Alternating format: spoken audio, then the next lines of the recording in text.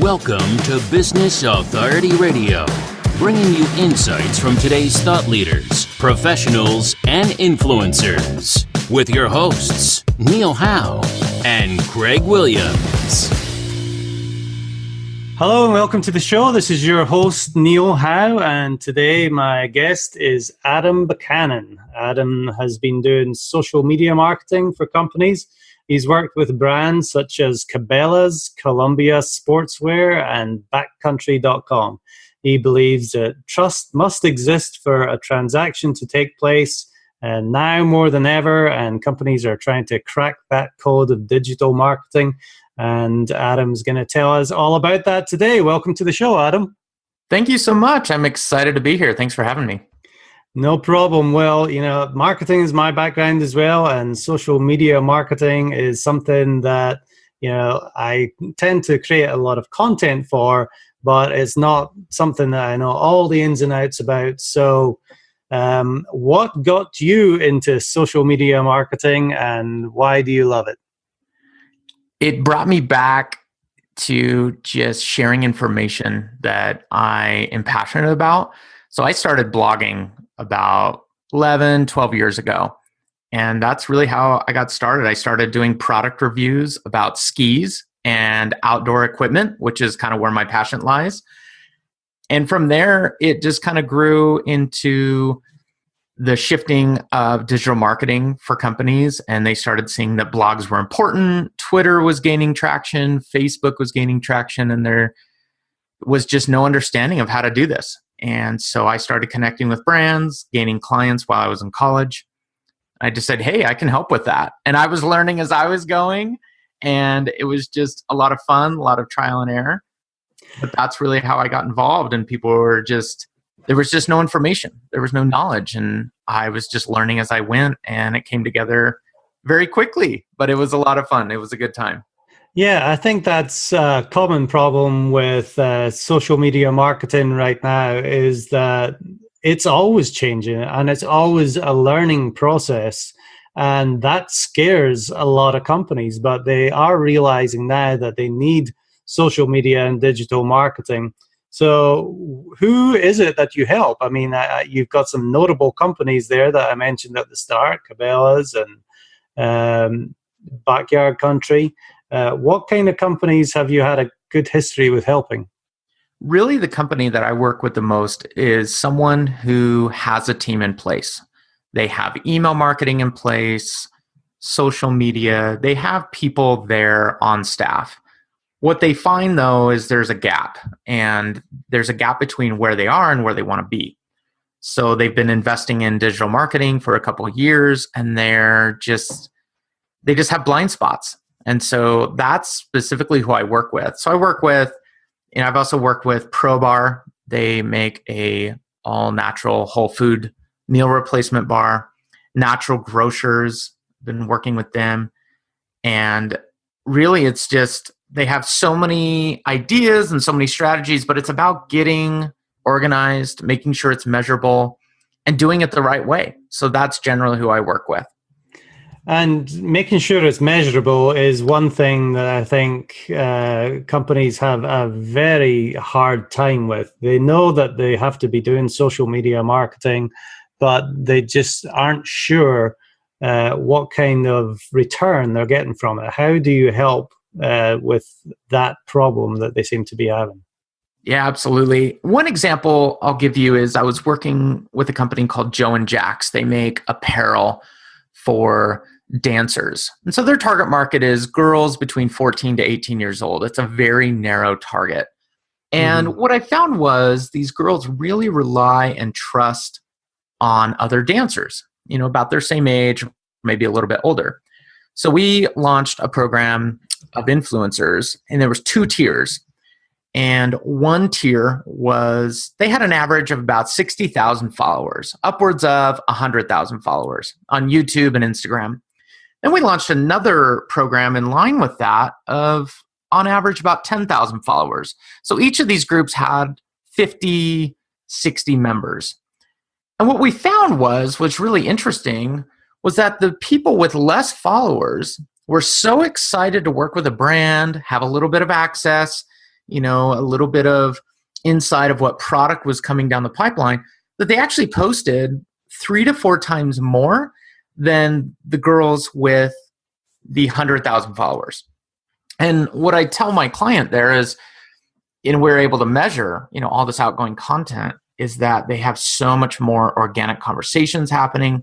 And we were able to track back through discount codes that we were giving these influencers. And so there was how you could kind of track traffic and sales to the back end. But that's just kind of, one example of one way I've helped people of, we all heard that influencer marketing is so exciting and so cool and it's so impactful. But when you really get down to it, it's it can be hard to navigate. You've got to do it the right way. And that's what I help companies do. So explain influencer marketing, because it's something that, has been around for generations, but it's really a new term in marketing. And for many of the companies out there that aren't necessarily in the online social media sphere, they might not know what it is. So explain briefly what influencer marketing is.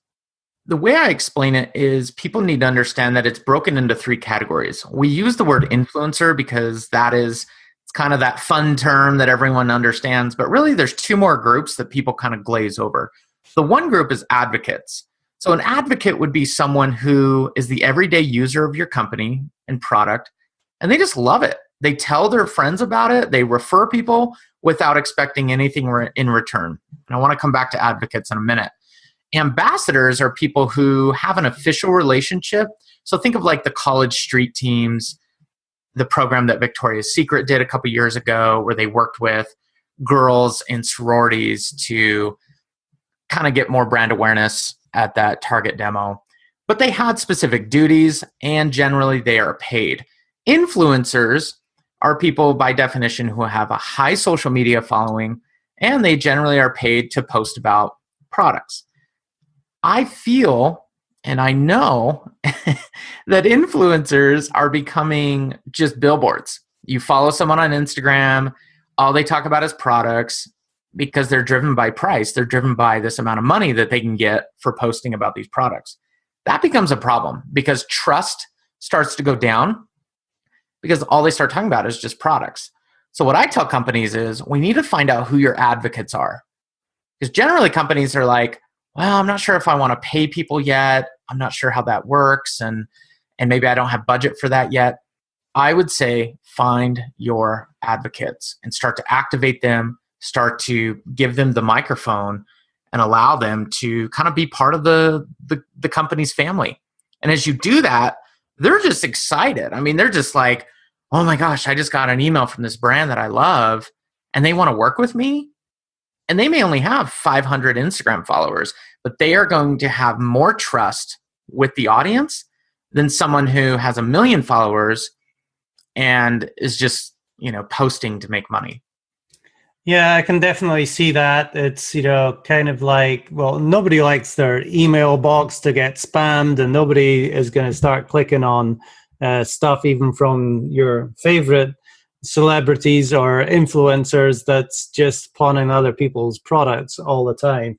So there's got to be a great level of trust there. I see it, the advocates are really like the old school word of mouth advertising, whereas your ambassadors and influencers are, back to your paid advertising. So the trust is definitely more there with the advocates. So explain that trust a little bit more. I know trust is a big word in everything that you do in your advertising.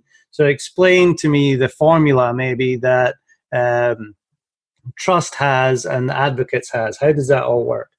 Absolutely. And the example I share is look at someone like LeBron James, who is endorsing Kia and was part of this ad campaign a while back. And people look at his Instagram, they're like, he doesn't drive a Kia. No. He drives anything but a Kia. I mean, his cars are, mini and high in price.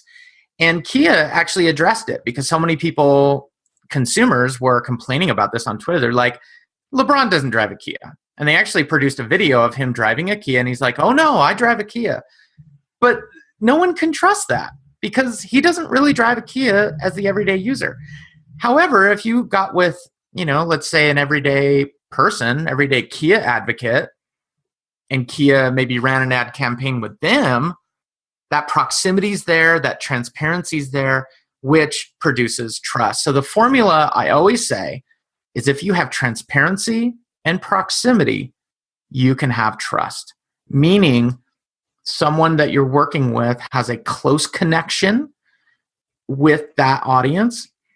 So the proximity, and then they have transparency where they're real people. They're not constructing these magical, perfect social media posts that are so, edited and perfect. It's transparent, and that's what people trust.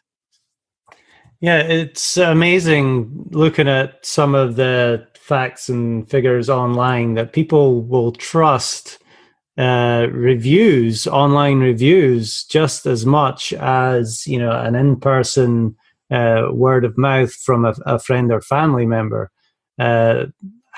Why is that? Because they don't know them, but I guess they're sharing some kind of experience and giving those online reviews some form of trust. And really what it comes down to is we see it on Facebook all the time. Someone gets on Facebook and says, hey guys, I'm switching cell phone carriers. Who should I go with? Didn't they see all the T-Mobile ads or the Verizon ads or the Sprint ads? No, yeah, of course they did. They see those every day in every medium, but they don't trust those ads. They go to their Facebook and they say, help me on my consumer journey. And then what happens? 89 comments generate within hours. And people are like, you got to go with this and you got to go with that and think about this. And that is how people shop. And they can't even trust Amazon anymore. You go to Amazon, you're just trying to buy something, and you start to realize that these reviews have disclaimers that say, well, I was given this product for free, and I'm giving it 5 stars.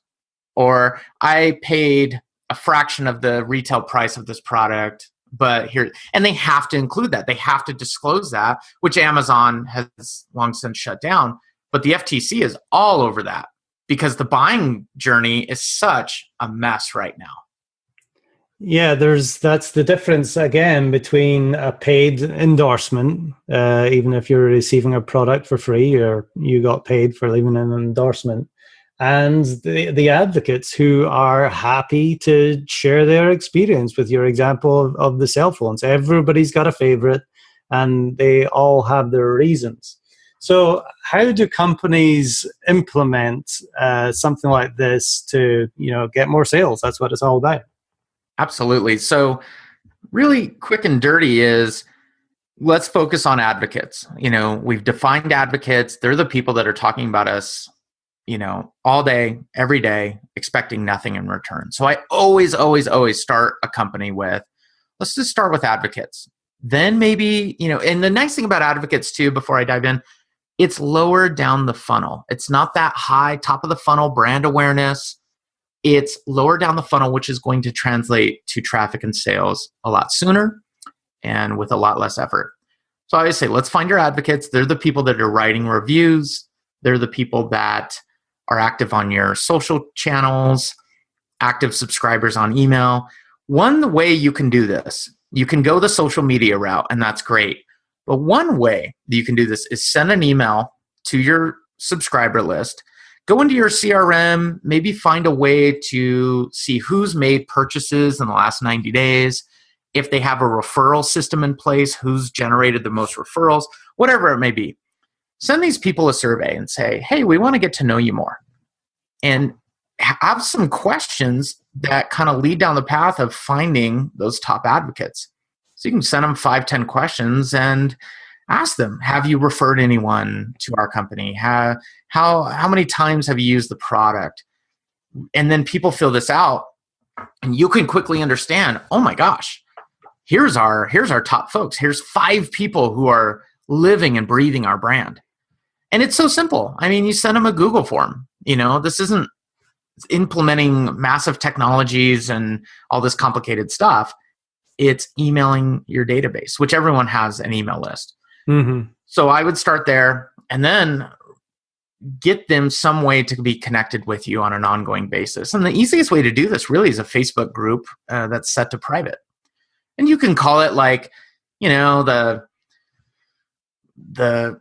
Acme Lemonade Superfans. It doesn't have to be complicated. And then there's a face of the company who's managing that and moderating that community.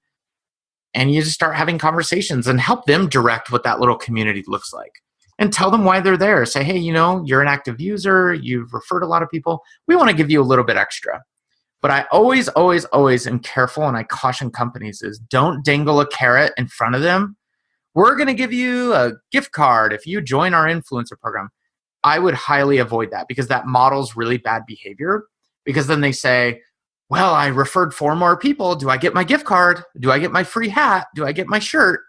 Always have those things as more of a surprise and delight, as a thank you, rather than a carrot. And I've done many of these programs. I've worked with over 2,500 influencers, 20s, 30 amount of programs, and I've seen it all before. And when you dangle that carrot, that's the behavior you model. And they actually stop influencing and they just start doing the minimum amount of, work to get that little carrot.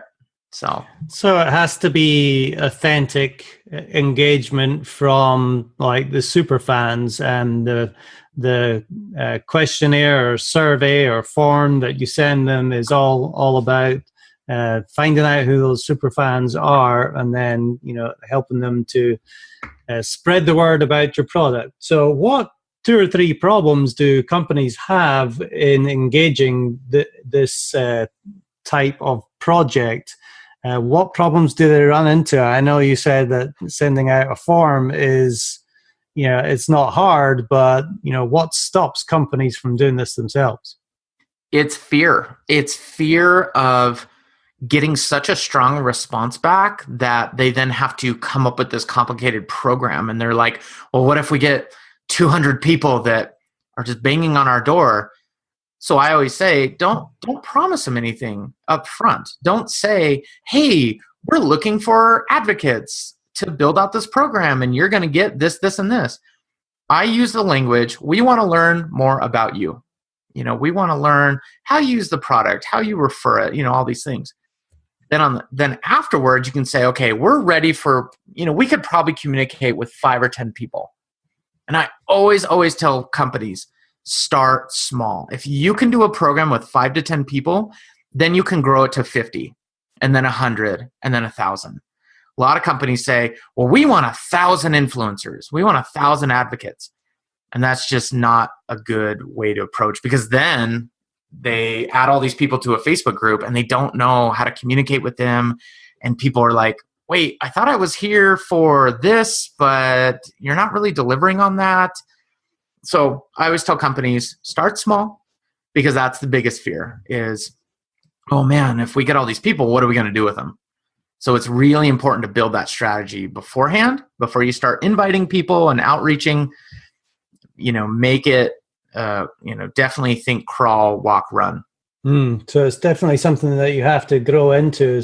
But what kind of time frame are you looking at then to see results from this? How long does it take to start that kind of influencer program and see results? I'd say it takes about, to really launch a good program, kind of that small scale that I discussed. It's a good solid 30 days. And that's building out a strategy, getting the right resources in place, getting internal approval and buy-in, and then getting a survey out, getting responses back, and getting people, activated and start communicating. So that's launch. Post-launch, probably another 30 to 45 days, you can really start seeing those results come to life. And the other benefit of working with these people is it decreases the amount of spend and investment for content creation.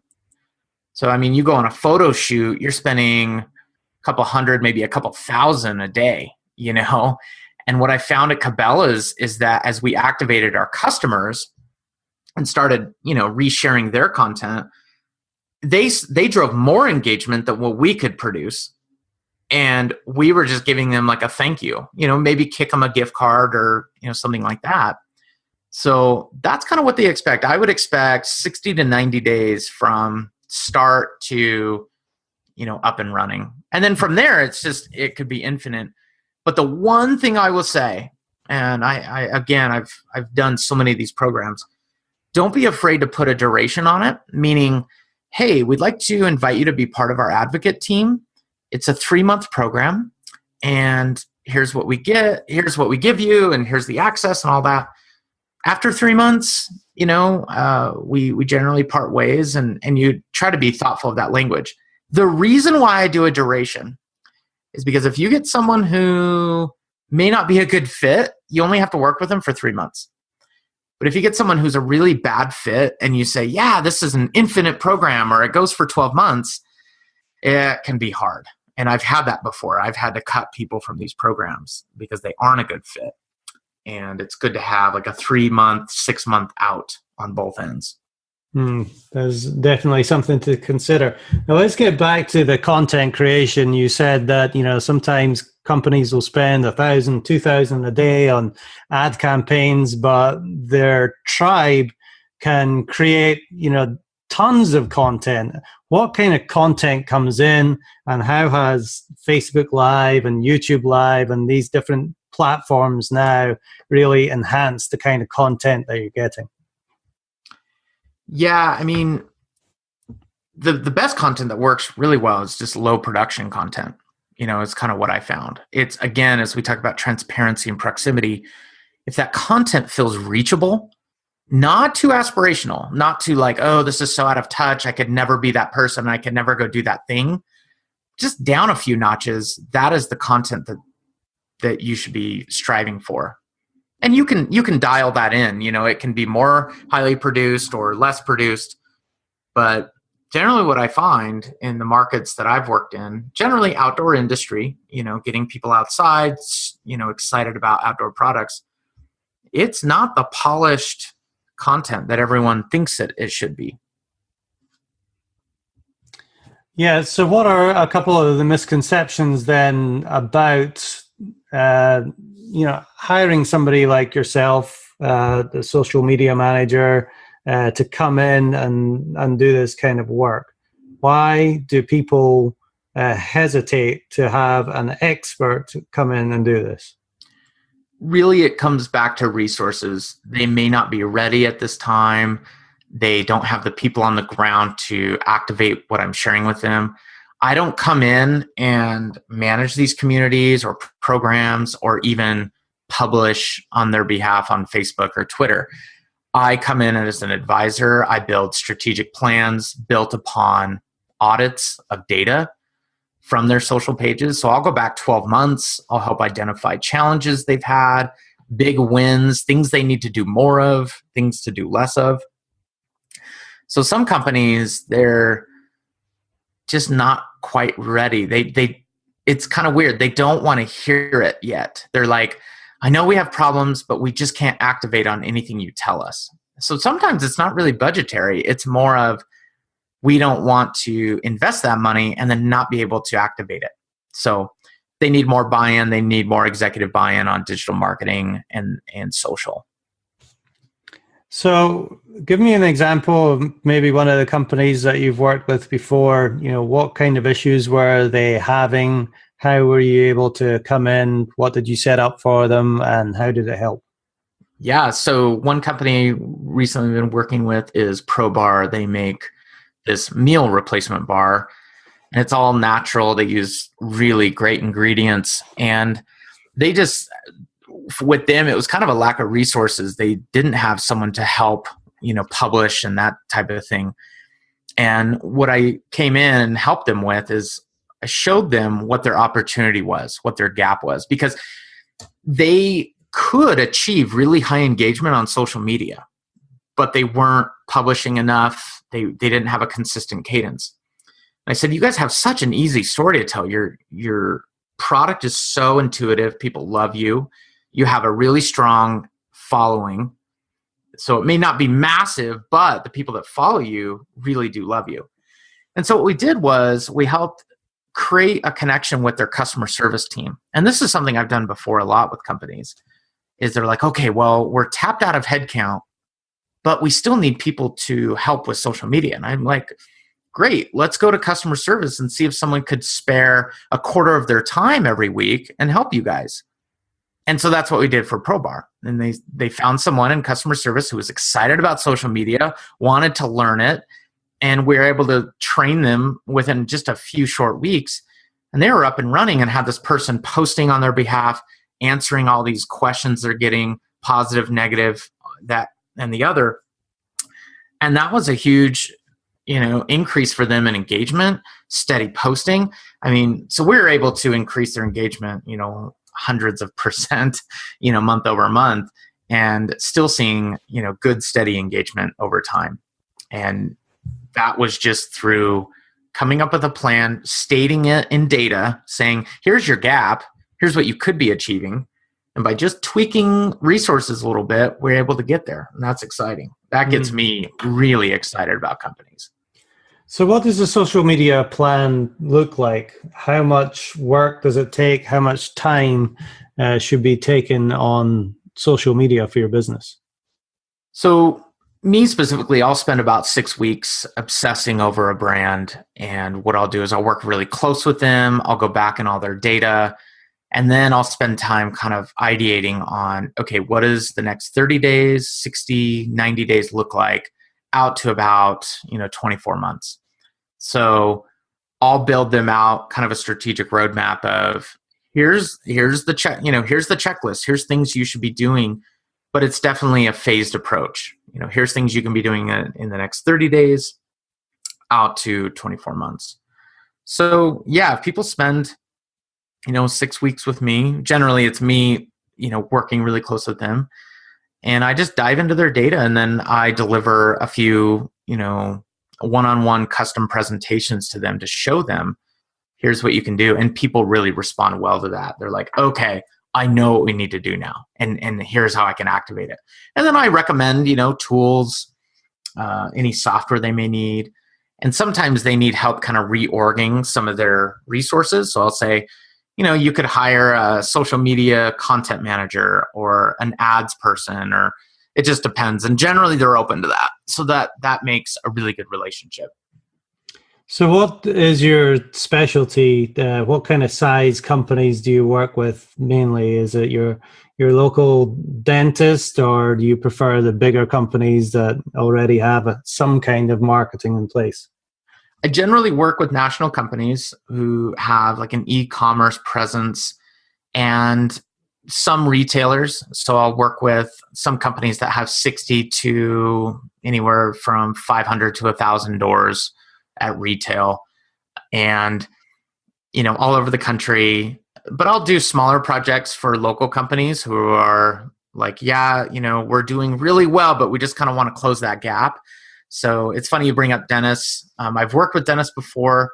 They're some of the fun ones because they're so based on referrals. And by just tweaking a few things, dentists can actually do very well. But I'll work with, even jewelers, national jewelers that I've worked with in the past. I generally, have come from the outdoor industry. And those companies, they're very active in retail. And one thing that I really help companies with is having those strong retail relations. So someone like a North Face or a Columbia sportswear company, I've, helped, position their company in a way where they can go to those retailer conversations and drive sell-through, sell-in, all through the go-to-market process. And social media is actually a really big player in that process and helps these companies be more impactful.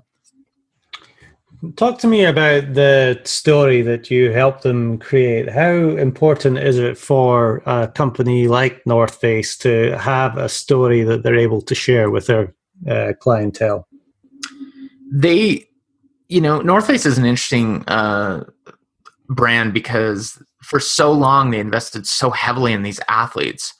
And me as a kid growing up, I would follow those athletes, and I just see them on the face of, Climbing magazine, and that's what I wanted to be. It was very aspirational.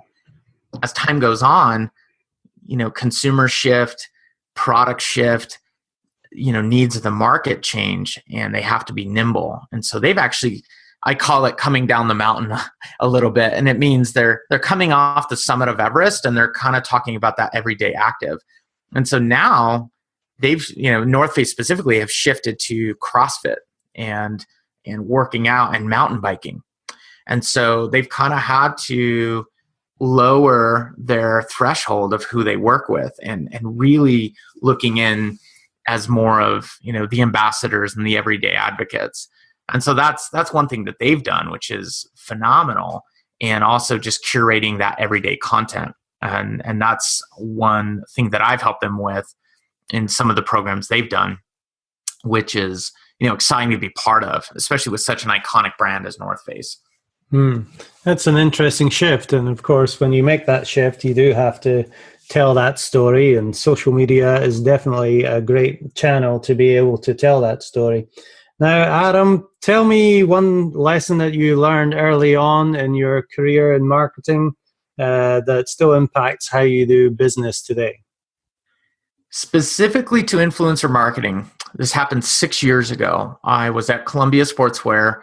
We were starting one of the first influencer marketing programs in the industry. And we didn't even call it influencer marketing. We actually called it blogger relations because we just didn't know what to call it. And the lesson that we learned was, as we went into this program, we had a key phrase when we invited the ambassadors to this program. And we said, you can say anything about the product you receive and about our brand, or you can say nothing at all. You can say you like it, hate it, or share your honest opinion with your audience. That right there was the key of success for that program. And that program was only 6 months long, and we did different seasons of it over the course of 2 years.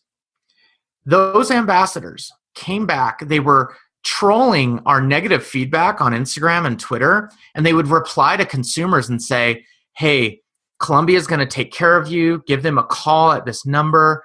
I mean, we never asked them to do that. Mm-hmm. Because we established our relationship on trust and authenticity. And we said, you can do and say anything you want. You don't have to tweet about us. You don't have to Instagram about it. We're just going to send you product. And if you want to share your opinion, you're welcome to. And we saw such a strong response because they didn't feel pressured into doing anything. And I've seen companies fail at this before. They'll say, we're going to send you this item, but you have to tweet about it 4 times this month. And you have to put it on Instagram 3 times. That is danger. And that is something I've never done. And it's something that I'm so glad that I've never done because so many influencers get turned off by that. And that is something I stick by to this day. And it works. Mm-hmm. Yeah, just that organic thing, the way most of these big things spread is organically. You look at companies like Uber and Airbnb and these things that have just popped up, most of them come through that organic word that's been spread by the advocates. So it seems like if you have a quality product or service or, something that's solving people's problems, the advocates are certainly the way to go to get that message out. Now, yeah. Adam, appreciate you giving me all this information today. If people want to get in touch with you, what is the best way that they can do that? Follow me on Twitter. Let's connect on there. It's Adam_Buchanan. Or you can go to my website, adamcbuchanan.com. And love to connect with you if you have any questions. I've written an ebook a couple of years ago. It's called The Never Ending Cocktail Party. It's available on Amazon, and it just is my business etiquette with social media. It's helped a lot of folks who are just kind of getting started, and it's something new to them. So it's a good kind of 101. But if you ever have any questions about live video, influencer marketing, or content strategy, I'm happy to help. Let's connect on Twitter. Great. Sounds good. Well, great resource there to pick up, as well as connecting with Adam on Twitter. Adam Buchanan, thank you very much for being our guest on the Business Authority Radio Show. Thank you, Neil. And to our listening audience, if you like what you hear, hit that like button and share, and we'll see you next time on the show. You've been listening to Business Authority Radio with Neil Howe and Greg Williams. To learn more about the resources mentioned in today's show or to listen to past episodes, visit businessauthorityradio.com.